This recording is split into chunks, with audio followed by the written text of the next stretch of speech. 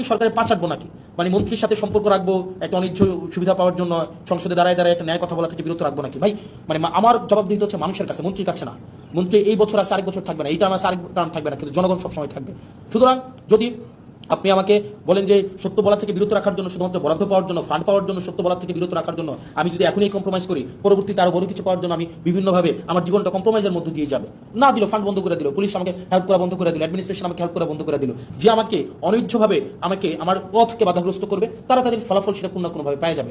মানে এটা এটা এটা এটা এটা মানে আমি ন্যাচারে বিশ্বাস করি, আমি ন্যাচারাল জাস্টিসে বিশ্বাস করি, সেটা কোনো না কোনোভাবে পেয়ে যাবে। এটা এটা কিচ্ছু আসে যায় না আমার।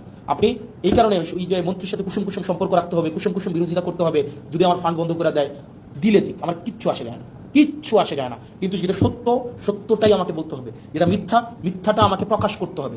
এর মাঝখানে কোনো ধরনের পার্থক্য রাখা যাবে না। পুলিশ আমাকে সহযোগিতা করলেও আমার কিছু আসে যায় না, প্রশাসন আমাকে সহযোগিতা করলেও কিছু আসে যায় না, সরকার আমাকে সহযোগিতা করলেও আমাকে কিছু আসে যায় না, আমার হচ্ছে মন্ত্রীরা আমার বিরোধিতা করলেও আমার কিছু আসে যায় না, মন্ত্রী আমার ফান্ড বন্ধ করে দিলেও আমার কিছু আসে যায় না, সচিবরা আমাকে সহযোগিতা করলেও কিছু আসে যায় না। মানুষের বাঁচেই কয়দিন, মানুষ বাঁচবেই কয়দিন? মানুষ তো ভাই মানে মৃত্যু পর্যন্ত সারা জীবন ক্ষমতায় থাকবে না। কিন্তু দিন শেষে মানুষ জানুক, জনগণ জানুক, যারা আমাকে ভোট দিছিল, যে মহিলাগুলাকে মানে লাইন ধরে ধরে আমাকে ভোট দিছে, বিনা পয়সায় যারা আমাকে ভোট দিছে, তারা জানুক দিন শেষে যে আমি সত্যের পথে ছিলাম।